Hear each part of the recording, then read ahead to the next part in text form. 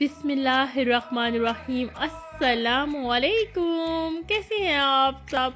और उम्मीद करती हूँ कि आप सब खैरियत से होंगे। दुआ है अल्लाह पाक से, अल्लाह पाक आपको ढेरों खुशियाँ अता फरमाए, आपकी ज़िंदगी से तमाम परेशानियाँ मुसीबतें दूर फरमाए और जो भी आपकी परेशानियाँ हैं दूर फरमाए और आपकी तमाम ख्वाहिशें पूरी फरमाए।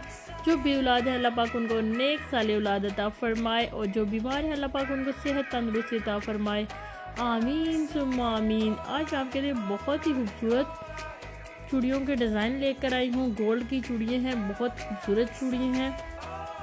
ये देखिए कितने प्यारे प्यारे डिज़ाइन हैं, मुझे तो बहुत पसंद आ रहे हैं। आप भी कमेंट करके बताइएगा आपको ये डिज़ाइन कैसे लगे और अगर मेरी वीडियो पसंद आए तो इसको शेयर कीजिएगा अपने दोस्तों में, अपनी फैमिली में।